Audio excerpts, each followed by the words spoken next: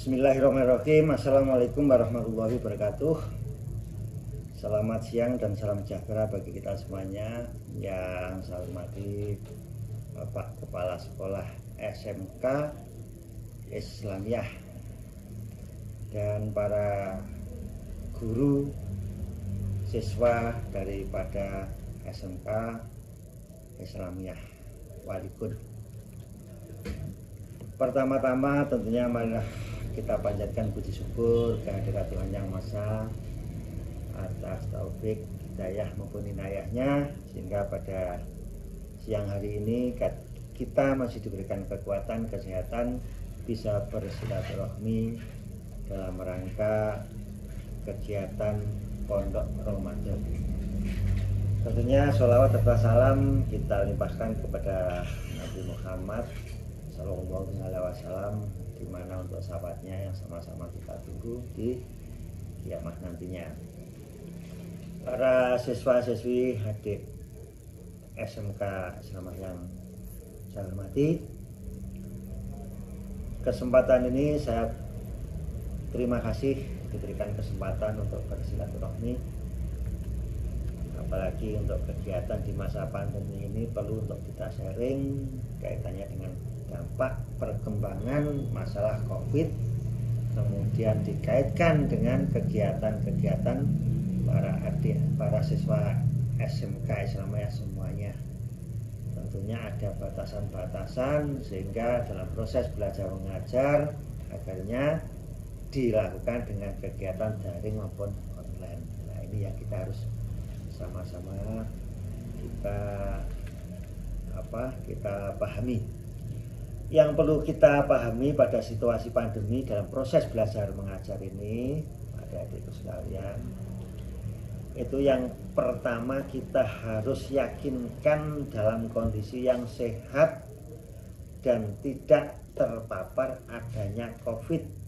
Nah, kalau sehat tentunya kita mau melaksanakan proses belajar apapun, kemudian ibadah apapun, itu insya Allah kita akan berjalan lancar.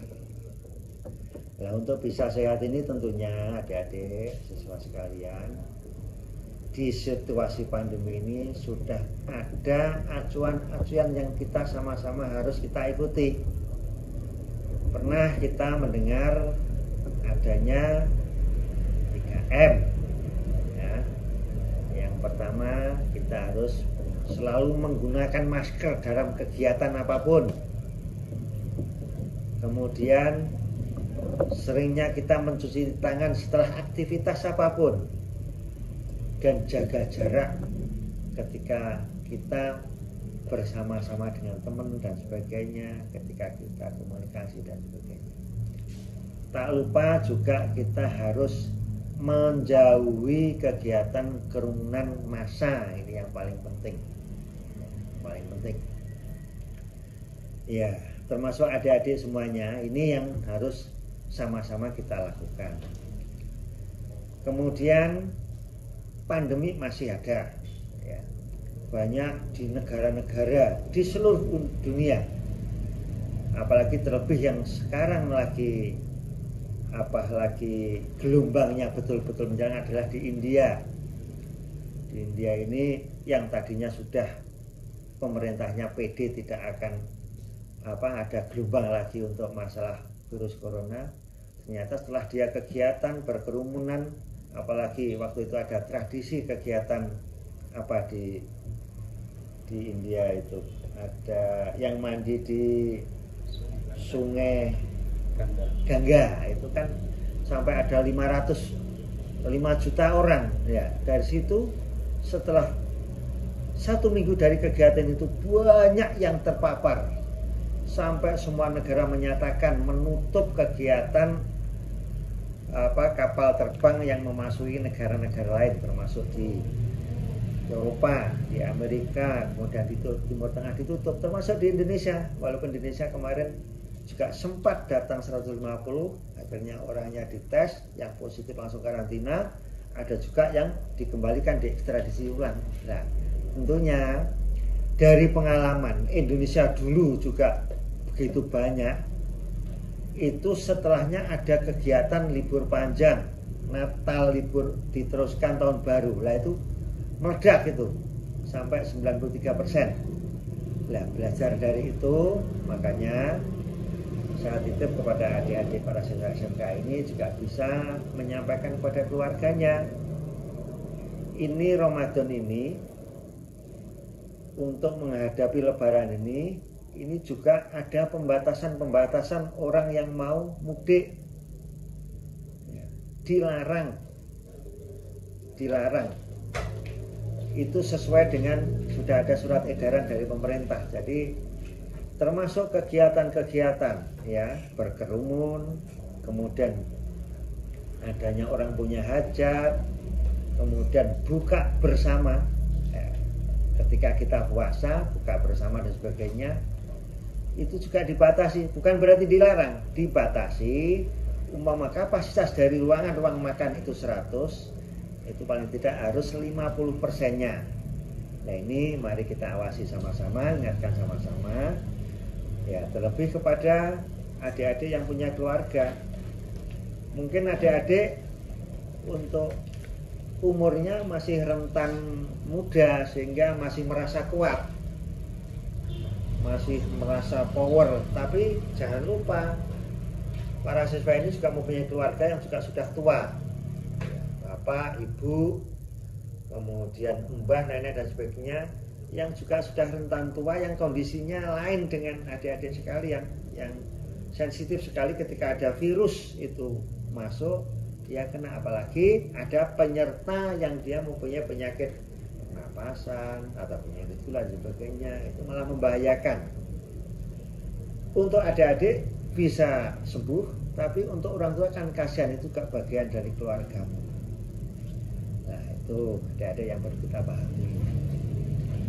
Kemudian jangan lupa sebagai tugas-tugas kesiswaan selaku siswa-siswi, walaupun proses belajarnya melalui online, daring dan sebagainya, harus juga menambah lagi sendiri di rumah.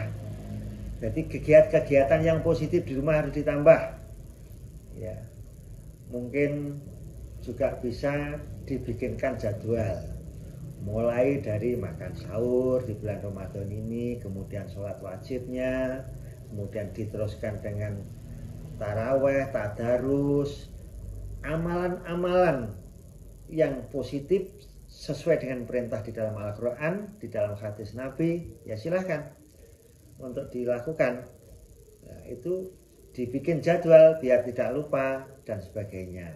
Nah, ini hal yang positif, amalan-amalan sosial yang dulu pernah juga dilakukan oleh sahabat Nabi, sering di bulan Ramadan, apalagi sebelum atau mapak bulan Ramadan itu Rasulullah kan juga pernah kita dengar memanggil para sahabatnya, ya ayuhan nas, hai orang-orang, bukan orang-orang yang beriman, hai manusia. Artinya bukan hanya orang muslim tok, jadi semua manusia silahkan di bulan Ramadan ini isilah kegiatan-kegiatan yang positif, amalan-amalan yang baik menurut keyakinannya. Itu amalan itu pahalanya akan dilipat gandakan. Soalnya bulan Ramadan bulan penuh masfirah, bulan penuh ampunan, bulan penuh doa. Doa apapun silahkan, ya, doa apapun silahkan. Selesai sholat, baik sholat wajib, sholat apa, jangan lupa selalu sholat, doa. Daripada kegiatan-kegiatan yang mubadir, apalagi yang biasa yang dilakukan oleh adik-adik kita ini, kalau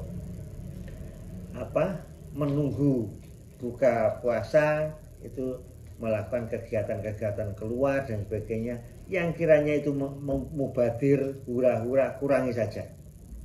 Lebih baik kita semak Al-Quran atau mungkin berdoa di dalam masjid dan sebagainya. Itu hal-hal yang positif. Ya, tak lupa terakhir para siswa, silahkan tetap lakukan amalan-amalan di bulan Ramadan ini. Kalau sudah dilakukan juga jangan lupa bantu orang tua di rumah ya. Tunjukkan bahwa Anda layak jadi anak soleh ataupun solehah. Itu. Ya, jadi itu paling akhir agar di masa pandemi ini saya titip saling mengingatkan, kalau tidak pakai masker, kalau dia berkerumun, kalau dia tidak cuci tangan, saling mengingatkan demi kesehatan kita bersama. Mudah-mudahan kita dihindarkan dari segala musibah dan selalu diselamatkan terus dan disehatkan terus, sehingga pada bulan Ramadan ini ibadah kita bisa istiqomah. Kurang lebihnya mohon maaf. Bila taufiq wal hidayah. Wassalamualaikum warahmatullahi wabarakatuh.